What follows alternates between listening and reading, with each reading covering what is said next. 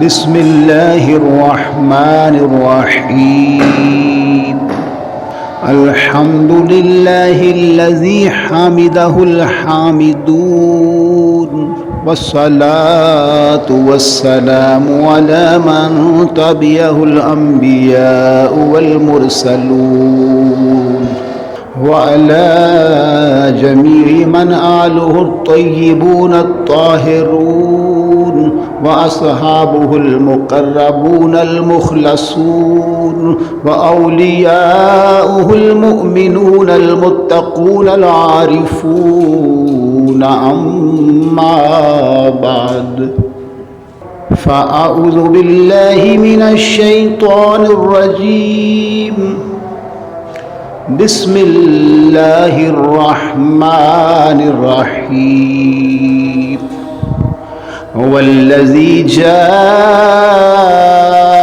بالصدق وصدق به أولئك هم المتقون صدق الله العلي العليم وصدق رسوله النبي الكريم مولاي صل وسلم دائما ابدا على حبیبک خیر الخلق کلہم۔ حمد و صلات کے بعد اللہ قدوس کا لاکھ شکر ہے کہ اس نے آج پھر ہمیں جمعۃ المبارک میں حاضر ہو کر اپنی عبادت کو بجا لانے کی توفیق عطا فرمائی۔ سامعین محترم، آج ہم بڑے اہم عنوان پر گفتگو کر رہے ہیں۔ ہماری آج کی گفتگو کا عنوان ہے شان صدیق اکبر رضی اللہ تعالی عنہ۔ اللہ قدوس مجھ کو قرآن و سنت کے مفاہیم صحیح بیان کر کے آپ تک پہنچانے کی توفیق عطا فرمائے۔ میں نے سورہ زمر کی آیت نمبر 33 تلاوت کی ہے۔ رب قدوس کا ارشاد ہے والذی جاء بالصدق وصدق به اولئک هم المتقون۔ اس کی تفسیر میں حضرت عبداللہ بن عباس رضی اللہ عنہما نے جو مبارک الفاظ بیان فرمائے ہیں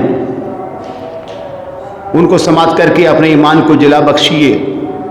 اللہ قدوس ہر وہ شخص جو اس امت میں کلمہ پڑھنے کے بعد نبی مکرم علیہ السلام کا امتی ہونے کا دعوے دار ہے، اگر اس کے دل کے اندر یہ عقیدہ راسخ طور پر موجود ہے تو بڑا خوش نصیب ہے۔ اگر کسی وجہ سے اس کے عقائد متزلزل ہو چکے ہیں، ضعف کا شکار ہو چکے ہیں، یا وہ اہل حق کے پلیٹ فارم سے کسی وجہ سے ہٹ چکا ہے، تو یہ الفاظ اس کو دعوت دے رہے ہیں کہ پھر سے اگر وہ اپنے سینے میں ایمان کا کامل نور پیدا کرنا چاہتا ہے تو پھر نبی مکرم علیہ السلام کے پیارے صحابی جناب عبداللہ بن عباس کی ہوئی تفسیر کو اپنے سینے کے ساتھ لگا لے۔ ہمارا یقین کامل ہے کہ جو نبی مکرم علیہ السلام کی احادیث طیبہ کے مفاہیم کو، اصحاب و اہل بیت اطہار کے دامن کو تھام لیتا ہے، اللہ قدوس تا دم حیات اس کے ایمان کو سلامتی عطا فرماتا ہے۔ تو آپ نے فرمایا کہ والذی جاء بالصدق، اس سے کیا مراد ہے؟ اب اللہ قدوس کا کلام اگرچہ عربی میں ہے لیکن اس کا مطلب یہ نہیں کہ جو عربی جانتا ہو اللہ کا کلام بھی جانتا ہو، یہ بات نہیں ہے۔ اللہ قدوس کا کلام اگرچہ عربی میں ہے، اس کو اگر سمجھنے والی پوری کائنات میں کوئی عظیم المرتبت ہستی اور ذات ہے تو فقط اور فقط جناب محمد مصطفیٰ کی ذات مبارک ہے علیہ السلام۔ تو آپ کے وسیلہ سے، آپ کے صدقہ سے آپ کے طفیل صحابہ کو سمجھ آئی، آپ کے طفیل اہل بیت اطہار کو سمجھ آئی۔ آج بھی جو اپنی عقل سے قرآن کو سمجھتا ہے اسے قرآن ہدایت نہیں دیتا۔ جو نبی مکرم علیہ السلام کے واسطہ سے، آپ کے ذریعہ سے قرآن کو سمجھتا ہے اس کو قرآن ہدایت عطا کرتا۔ تو فرماتے ہیں بالقرآن و توحید وهو محمد، یعنی اللہ پاک نے والذی جاء بالصدق، اور وہ جو سچ لے کر ہے، اس سے کیا مراد ہے؟ تو فرماتے ہیں اس سے مراد اللہ کا قرآن ہے، اس سے مراد رب قدوس کی توحید کے انوار ہیں، اور جو لانے والی ذات ہے وہ ہوا محمد علیہ السلام، وہ محمد مصطفیٰ کی ذات پاک ہے۔ اور پھر کہا وہ صدق بھی، اب اس لفظ میں بھی معنی چھپا ہوا تھا کہ اللہ قدوس کی مراد اور منشا کیا ہے۔ جناب ابن عباس نے ساری امت پر کرم فرماتے ہوئے فرمایا کہ امت والو، اے اہل ایمان، اے اہل اسلام، پریشان ہونے کی ضرورت نہیں. میں نے کریم آقا علیہ السلام کی بارگاہ سے براہ راست ڈائریکٹ بغیر کسی واسطہ کے قرآن و سنت کے انوار کو سمیٹ کر اپنے دل کو اور اپنے سینہ کو معطر اور معمر کر لیا ہے. میں آپ کو بھی آقا علیہ السلام کا فیضان عطا فرما رہا ہوں. تو فرماتے ہیں وَصَدَّقَ بِهِ ابو بکر و صحابہ. اس سے مراد اللہ تعالیٰ کی جناب ابو بکر کی ذات ہے اور کریم آقا کے سارے اصحاب کبار کی ذات مقدسہ ہے. اس کے بعد فرماتے ہیں اولئک هم المتقون. اور اللہ کریم نے جب ان لوگوں کی گواہی دی کہ یہ متقی ہے، اب جن کو رب متقی کہے ان کے ایمان میں شک کرنا، ان کے کردار میں شک کرنا کتنی بڑی حماقت ہوگی. باقاعدہ انہوں نے لکھ کر کہ رب قدوس نے جو متقی فرمایا ہے وہ تقوی کیا تھا، وہ کس چیز سے بچنے والے تھے. تو فرمایا الکفری و شرکی والفواحش. ہاں وہ کفر سے بچنے والے تھے، وہ شرک سے بچنے والے تھے، اور تمام وہ فواحش جن سے قرآن و سنت نے منع فرمایا ہے ان سے منع ہونے والے تھے. تو پتہ چلا کہ جب ابن عباس نے نبی علیہ السلام کے جمیع صحاب کی بالخصوص جناب ابو بکر صدیق کی صداقت کی، ان کے تقوی کی گواہی دے دی، تو آج ہمیں ان کو اپنا امام مان کر ان کی صداقت کو تسلیم کرنے کی ضرورت ہے تاکہ اللہ قدوس ہمارے ایمان کو سلامت رکھے. اگر کسی وجہ سے جناب صدیق اکبر کے بارے میں دل میں بغض آ گیا تو یقین کیجیے ایک لمحے کے اندر ایمان کا جنازہ نکل جائے گا اور انسان کے سارے اعمال بیکار اور رد کر دیے جائیں گے. اللہ قدوس مجھ کو اور آپ کو اپنی پناہ میں رکھے. سامنے محترم، قرآن و سنت میں جناب تاجدار صداقت رضی اللہ عنہ کے اوصاف بھرے پڑے ہیں. کئی آیات بینات میں ان کے اوصاف حمیدہ کا تذکرہ موجود ہے. بخاری شریف ہو، دیگر سیاست کی حدیث کی کتابیں ہوں، نبی مکرم علیہ السلام کا یہ فرمان بخاری شریف کے اندر موجود ہے. اب اندازہ لگائیے کہ اگر آج نبی مکرم علیہ السلام کے کمالات کا کوئی انسان انکار کرے تو حیرت ہوتی ہے، جبکہ ان کے کمالات کا اقرار کرنے والے صرف صحابہ نہیں، اہل بیت نہیں، بلکہ اس دور کے نباتات، اس دور کے جمادات. اگر درختوں کو دیکھا جائے تو جب میرے کریم آقا علیہ السلام درختوں کے پاس سے گزرتے ہیں تو درخت بھی کہتے ہیں الصلاۃ والسلام علیک یا رسول اللہ، اور پتھروں کے پاس سے گزرتے ہیں تو پتھر بھی میرے کریم آقا علیہ السلام کی بارگاہ میں سلام عرض کرتے ہیں. اور توجہ چاہوں گا، بعض خوش نصیبوں نے اس احد کے پہاڑ کو دیکھا ہے جب وہ عمرہ کے لیے جاتے ہیں، جب وہ حج بیت اللہ کی سعادت سے ہمکنار ہوتے ہیں. اللہ قدوس نے ہماری بھی اس عظیم وادی کی فضا سے آنکھوں کو ٹھنڈا فرمایا، الحمدللہ. اور یہ دعا ہے کہ اللہ قدوس جمیع اہل ایمان کو بار بار حرمین کی حاضری سے مالا مال فرمائے. احد کا پہاڑ بہت بڑا پہاڑ ہے، لیکن اتنا بڑا پہاڑ ہو، بہت وسیع و عریض ہو، کمال کیا ہے؟ بخاری میں الفاظ موجود ہے. نبی مکرم علیہ السلام کے ساتھ صدیق اکبر تھے، جناب عمر پاک تھے، جناب عثمان پاک تھے. جب یہ سارے چڑھے نا پہاڑ کے اوپر تو پہاڑ نے ایک وجد کرنا شروع کر دیا. پہاڑ جو ساکن تھا اس میں حرکت آئی.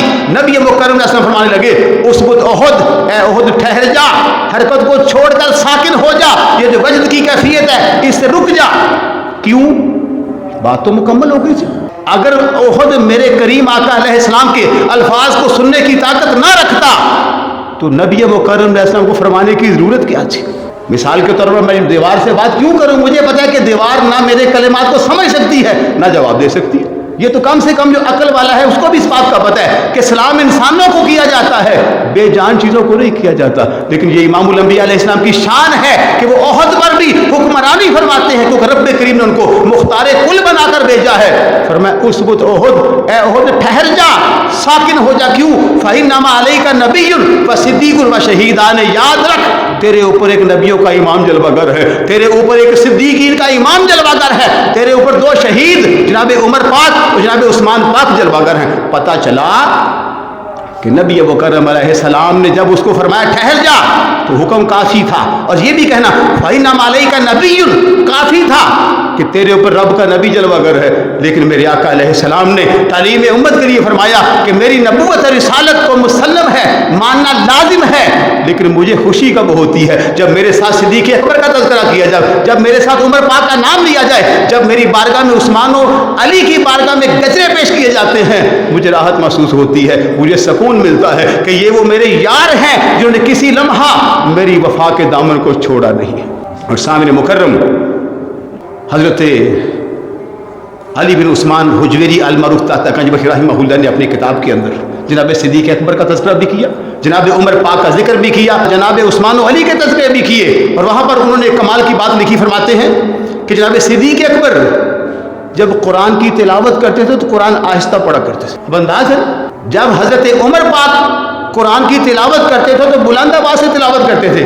اب دونوں صحابی ہیں، دونوں میرے آقا علیہ السلام کے غلام ہیں، قرآن اللہ کا کلام ایک ہے، ایک کا پڑھنے کا انداز ہے آہستہ پڑھنا، دوسرے کا انداز ہے ذرا جلال سے اور جرأت سے پڑھنا. تو نبی علیہ السلام نے فرمایا کہ اے صدیق یہ تو بتاؤ نا کہ تم قرآن کو اتنی آہستہ آواز سے کیوں پڑھتے ہو؟ عرض کیا اسمع من اناجی، اللہ کے رسول میرا یہ عقیدہ ہے کہ اگرچہ میں آہستہ پڑھتا ہوں میرا رب اسمع ہے، سب سے بڑھ کر سننے والا ہے. وہ اس چیز کا محتاج نہیں کہ بلند آواز میں پڑھو گے تو سماعت کرے گا، نہیں، بلکہ اس کے شان سمیع اتنی اعلیٰ اور ذاتی ہے کہ تم آہستہ سے بھی پڑھتے ہو تو وہ سن لیا کرتا ہے. اور جب جناب عمر پاک سے میرے کریم آقا علیہ السلام نے فرمایا کہ عمر تم قرآن مجید کو بلند آواز سے کیوں پڑھتے ہو؟ تو عرض کی یا رسول اللہ صلی اللہ علیہ وسلم بلند آواز سے قرآن اس لیے پڑھتا ہوں کہ شیطان مجھ سے دور رہے اور کفار مجھ سے دور رہے. اور پر ہیبت تاریخ آج عمر اللہ کا قرآن پڑھ رہا ہے. اندازہ لگائیے کہ لوگ قرآن مجید کو پڑھتے تھے تو نیت کیا سی؟ کسی نے سوچا کہ رب سن رہا ہے میں آہستہ پڑھ لیتا ہوں دکھاوا نہ ہو جائے، اور کسی نے کہا میں اونچی پڑھوں تاکہ شیطان میرے اس نیک عمل میں رکاوٹ کا سبب نہ بن جائے. اور سامنے محترم بخاری شریف کے اندر یہ حدیث پاک موجود ہے کہ جناب صدیق اکبر نے کسی لمحہ بھی نبی مکرم علیہ السلام کے ادب کو اور احترام کو ہاتھ سے جانے نہیں دیا، حتیٰ کہ وہ نمازی ہو. اب نماز ہم پڑھ رہے ہیں، امام صاحب مصلی پر ہیں، مقتدی کھڑے ہیں، میرا مطلب دنیا کا کوئی بڑے سے بڑا بادشاہ بھی آ جائے، کسی محکمے کا کوئی بڑے سے بڑا افسر آ جائے، ہے جرت کسی کی، ہے اختیار کسی کو کہ مصلی چھوڑ کے پیچھے آ جائے؟ مثال کے طور پر، ورنہ تو امام شان والا ہوتا ہے کوئی بھی ہو، مثال کے طور پر بظاہر وہ کم عمر بھی ہو، کم علم بھی ہو، پیچھے بظاہری طور پر کوئی پی ایچ ڈی لیول کا بندہ آ جائے، امام صاحب نماز کو جاری رکھتے ہیں. لیکن یہ بات تو سننے والی ہے. اور امام بخاری رحمہ اللہ نے بخاری شریف میں لکھ کر بتایا کہ جناب صدیق اکبر نبی مکرم علیہ السلام کا احترام کس قدر فرمانے والے تھے. توجہ چاہوں گا، حدیث کے راوی جناب سہل بن سعد سعدی ہیں، فرماتے ہیں نبی علیہ السلام بنی عمر بن عوف کے ہاں صلح کروانے کے لیے چلے گئے. قبیلوں میں جھگڑا ہوا، یہ بھی سنت ہے سرکار کی. اور آج ہمیں بھی چاہیے کہ ہم یہ صحرا اپنے سر باندھیں. اگر کسی جگہ اختلاف پیدا ہو تو پنجابی جگہ نے بالدی تے تیل نہ پائیے، بلکہ وہاں صلح کروائیے، اس میں اللہ اور اس کے رسول کی رضا ہے. اب توجہ، نبی مکرم علیہ السلام صلح کروانے کے لیے تشریف لے گئے. جناب صدیق اکبر جلوہ گر سے پیچھے سے نماز کا وقت ہو گیا. اب صحابہ نے یہ نہیں کہا کہ آپ آئیں گے تو نماز پڑھیں گے، کیونکہ نبی علیہ السلام تو اپنی جگہ مصروف ہے، نماز قضا ہو جاتی. مؤذن جناب صدیق اکبر کی بارگاہ میں آ کر کہا جی اگر اجازت ہو تو میں اذان کہوں؟ فرمایا بالکل کہو. اذان پڑھی گئی، جماعت کا اہتمام کیا گیا. جناب صدیق اکبر نے مصلی امامت پر جلوہ گر ہو کے نماز پڑھانا شروع کر دی. اب نماز پڑھی جا رہی ہے، حالت نماز میں جماعت ہو رہی ہے، امام الانبیاء علیہ السلام تشریف لے آتے ہیں. اب صحابہ، مثال کے طور پر میں گفتگو بھی کر رہا ہوں اور آپ کو دیکھ بھی رہا ہوں، آپ سماعت بھی کر رہے ہیں، مجھے دیکھ بھی رہے. یہ جن صحابہ نے حالت نماز میں نبی علیہ السلام کے رخ والضحیٰ کو دیکھا، انہوں نے بار بار کوشش کی کہ صدیق اکبر کو پتہ چل جائے کہ حضور آ گئے ہیں. اللہ اکبر، حضور کی آمد کی خبر دینا صحابہ کی عظیم سنت ہے. اور حالت نماز میں بھی صحابہ کے عشق نے انہیں مجبور کیا کہ اگرچہ اللہ کی بندگی اور عبادت ہے، اگرچہ نماز مسلمان پر سب سے بڑا فرض ہے جو کسی صورت میں اللہ کریم نے معاف نہیں فرمایا، اس حالت میں ہاتھ پہ ہاتھ مار کر بار بار صحابہ نے کہا کہ صدیق اکبر کو پتہ چل جائے کہ سرکار آ گئے. اللہ اکبر. لیکن آپ کا یہ معمول تھا کہ آپ خشوع و خضوع کے ساتھ، حضوری قلب کے ساتھ نماز عطا فرمایا کرتے تھے، کسی اور جانب توجہ ہی نہیں کرتے تھے. اگر توجہ کرتے تھے تو رب کی تجلیات کے مشاہدہ میں فرمایا کرتے تھے، اس میں استغراق رکھتے تھے. جب مسلسل صحابہ نے ہاتھ پہ ہاتھ مار کر ان کو آگاہ کرنا چاہا تو جناب صدیق اکبر کو پتہ چلا کہ کوئی بات ضرور ہے. اب نماز بھی جاری ہے. جب پتہ چلا، دیکھا کہ نبی علیہ السلام تشریف لا چکے ہیں، جناب صدیق اکبر نے حالت نماز میں مصلی کو چھوڑا اور ارادہ کیا کہ نبی پاک مصلی پر آ جائے. حالت نماز میں یہ احترام ہے. آج کے لوگ توجہ کرو، جو صحابہ کی محبت کا دم بھرتے ہو اور وہ جو آپ نے آپ کو خارجیوں کی فکر میں لگا رہے ہیں، ان کو بھی دعوت کہ صحابہ کا انداز کیا تھا. میں صحابہ کی نہیں بلکہ امام الصحابہ کی بات کر رہا ہوں. تو کہا مصلی چھوڑ کے پیچھے آنے کی کوشش کی تو اس وقت آقا علیہ السلام نے فرمایا کہ صدیق نماز مکمل کرو. فوراً اللہ قدوس کا شکر ادا کیا, ہاتھ بلند کر دیے کہ یا اللہ تیرا شکر ہے, آج صدیق کو اتنا بڑا اعزاز عطا فرما رہا ہے کہ میرے پیچھے امام الانبیاء علیہ السلام مقتدی والی صف میں جلوہ گر ہو کر مجھے فرما رہے صدیق اکبر نماز کو مکمل کرو. نبی علیہ السلام کا حکم مانا, تھوڑی سی نماز پڑھائی, تو حکم کی تعمیل کرنے کے بعد پھر اس کے صدیق ابھرا. پھر اس کے صدیق نے مجبور کیا, نہیں اگرچہ تو صدیق ہے لیکن آج تیرے پیچھے امام الانبیاء علیہ السلام آ چکے ہیں, اب پھر مصلی کو چھوڑ. حالت نماز میں جناب صدیق اکبر نے مصلی کو چھوڑا. نبی علیہ السلام مصلی پر جلوہ گر ہوئے. میرے کریم آقا علیہ السلام نے نماز کو مکمل فرمایا اور مکمل فرمانے کے بعد صدیق اکبر سے فرمایا, کیا توجہ, فرمایا یہ تو بتاؤ نا کہ جب میں نے تم سے کہا تھا کہ نماز کو مکمل کرو تو وہ کون سی چیز تھی جس نے تجھے نماز کو مکمل کرنے سے روکا, اس بات پر مجبور کیا کہ میں مصلی امامت پر آ جاؤں اور تو میری اقتداء میں آ جائے, وہ چیز کیا تھی؟ آئے ہائے ہائے. اور جو الفاظ جناب صدیق اکبر نے اپنے عشق کے اظہار کے لیے ظاہر کیے تھے, اپنی زبان سے عرض کیے ہیں, ان کو سن کر انسان کا ایمان جو ہے نا, بلکہ مسلمان کا ایمان جو ہے وہ پھر ایک بار زندہ ہو جاتا ہے. اللہ اکبر. نماز بھی ہو اور حالت نماز ہو, کہنے لگے ما کان لابن ابی قحافہ ایصلی بین یدی رسول اللہ. پھر آپ کے نا باپ کا نام ابی قحافہ, کہا ابی قحافہ کے بیٹے کو یہ کب حق پہنچتا ہے کہ جب اللہ کا رسول جلوہ گر ہو تو مصلی امامت پہ آ جائے. یہ کمال تھا. حالانکہ نماز ہے سب سے بڑا عمل ہے اور حالت نماز ہے. حالت نماز میں صدیق اکبر نے نماز کو چھوڑ کر بتایا کہ نماز بڑی شان والی ہے, پر نماز بھی اس کی ہے جس کے دل میں نبی کی شان موجود ہو. اللہ قدوس مجھ کو اور آپ کو اس کی توفیق عطا فرمائے. جناب صدیق اکبر کے وصال کی ایک مثال درج کرنا چاہوں کہ ان کا عقیدہ کیا تھا, ان کی سوچ کیا تھی. آج 4 بندے ادھر سے اٹھتے ہیں, کوئی نئی سوچ لے کے آ جاتا ہے, 4 دن کا چلہ وہ کرتا ہے, نئی فکر لے کر آ جاتا ہے. میں عرض کرنا چاہتا ہوں کہ صدیق اکبر ساری زندگی کس عقیدے پر رہے, کس سوچ پر رہے. اور کتاب کا حوالہ الخصائص الکبریٰ امام سیوطی رحمہ اللہ, جنہوں کو میرے کریم آقا علیہ السلام نے جاگتے ہوئے کھلی آنکھوں سے کئی مرتبہ زیارت کی سعادت عطا فرمائی. اور اس کو تو دیوبند کے جو امام ہیں انور شاہ کشمیری شارح بخاری, اس نے بھی لکھا, کم از کم 22 بار یا 32 بار لکھا کہ کھلی آنکھوں سے انہوں نے نبی پاک کو دیکھا. چھوٹی بات, تو پتہ چلا کہ نبی پاک زیارت کس کو عطا فرماتے ہیں؟ جو ان کے غلاموں سے بھی دل سے پیار کرتے ہیں. تو انہوں نے اس کو لکھا کہ جناب علی مرتضیٰ کو بلایا جناب صدیق اکبر, جب ان کا وقت وصال قریب آیا. آج لوگ صدیق کو اور علی کو جدا کرتے ہیں, نہیں, یہ روایت بتائے گی کہ جب تک صدیق اکبر زندہ رہے علی پاک ان کے وفادار رہے.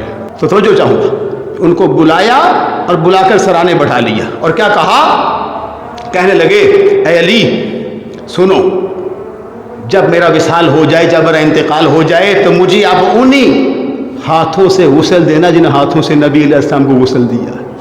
یہ بات بھی بڑی تھی کہ مجھے غسل دینا, لیکن نہیں, فرمایا مجھے انہی ہاتھوں سے غسل دینا جن ہاتھوں سے مصطفیٰ کریم کو غسل دیا ہے.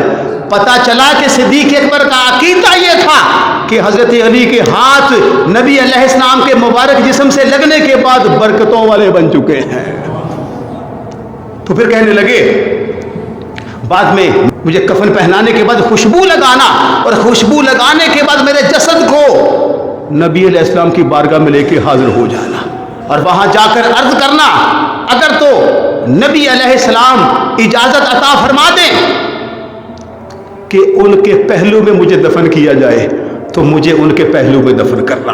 اگر اجازت نہ عطا فرمائیں, یہ بھی ادب ہے, یہ نہیں کہا کہ ضرور وہی دفنانا, نہیں, کہا اجازت لینا, اگر حضور کرم فرمائیں تو وہاں دفنا دینا, اگر اجازت نہ ملے تو پھر مسلمانوں کے قبرستان میں دفنا دینا. اللہ, یہ بھی عقیدہ. صدیق اکبر کے دل میں وصال کے بعد اپنے جسد اور میت اگرچہ وہ زندہ تھے پھر بھی احترام موجود ہے کہ مرنے کے بعد کہیں حضور کی شان میں بے ادبی نہ ہو جائے. کہا بعد میں بھی اجازت لینا. اور جناب علی پاک کی اجازت کیسے لی؟ امام سیوطی رحمہ اللہ نے وہاں 2 روایات لکھی. پہلے سیدہ عائشہ صدیقہ کی روایت لکھی, وہ میں نے بیان نہیں کی جان کے کہ کوئی یہ نہ کہے لو جی وہ تو ان کی بیٹی تھی. بیٹیاں تو باپ کے گن گایا ہی کرتی ہیں, کیونکہ ہم وہ کسی نے کہا تھا میرا پیغام محبت ہے جہاں تک پہنچے. ہم کوشش کریں کہ رب کے فضل و کرم سے آج تک وہ لوگ جو عقیدے کے میدان میں ضعف کا شکار ہو چکے ہیں, منافقت میں جا چکے ہیں, اللہ توفیق دے پھر اہل سنت کے پلیٹ فارم میں آ جائیں, پھر صدیق و علی کو یکجا مان لیں. تو آپ نے فرمایا, آپ نے عرض کی جا کر اللہ کے رسول اسلام کی بارگاہ میں, فقلت یا رسول اللہ صلی اللہ علیہ وسلم ھذا ابو بکر, جناب علی کہتے ہیں اے اللہ کے رسول ابو بکر آپ کی بارگاہ میں آ گئے ہیں. ان کو نہلانے کے بعد, ان کو کفنانے کے بعد نبی علیہ السلام کی بارگاہ میں پیش کیا تو کہا اے اللہ کے رسول صدیق اکبر آپ کی بارگاہ میں آ چکے ہیں, یستاذنو, اب اجازت عطا فرمائیے, اب حکم ارشاد فرمائیے اے اللہ کے رسول, اگرچہ آپ برزخ میں ہیں, اگرچہ آپ روضہ انور میں ہیں, اگرچہ آپ اپنی قبر مبارک میں ہیں, اب آپ کا حکم کیا ہے, آپ کی رضا کیا ہے, آپ کی مرضی کیا ہے. ہم آپ کے چلے جانے کے بعد بھی اگرچہ صدیق اکبر ہے, فاروق اعظم ہے, عثمان غنی ہے, علی شیر خدا ہے, لیکن آپ بھی تو تمہارے فرما بردار ہے نا, آپ بھی تمہاری فرما برداری سے نکلے نہیں ہیں. شیر خدا ہونا اور بات ہے, غلام مصطفیٰ ہونا بھی بڑا کمال ہے. تو کیا ہوا, فرماتے ہیں جب میں نے اجازت مانگی میں نے اپنی آنکھوں سے دیکھا. کس نے؟ جناب علی نے. پیش کس کو کیا ہے؟ صدیق کی قبر کو دیکھا. فرائیت الباب قد فتحا, کہتے میں نے دیکھا کہ میرے کریم نبی علیہ السلام نے توجہ فرما کے دروازہ کھول دیا ہے, اپنے روضہ پاک کا دروازہ کھول دیا ہے. فسمعت قائلا یقول, اور میں نے خود سنا اس آواز کو کہ حضور فرما رہے تھے کیا, ادخل الحبیب الی حبیبہ, اے علی دوست کو دوست کی بارگاہ میں پیش کر دو, یار کو یار سے ملا دو. کیوں؟ فإن الحبیب الی الحبیب مشتاق, جو سچا یار ہوتا ہے وہ سچے یار کا مشتاق ہوتا ہے. آج وہ لوگ جو جناب علی کو تو مانتے ہیں, انہیں میں دعوت فکر دے رہا ہوں کہ علی کو بھی مانو, علی کی بھی مانو. سمجھ آئی؟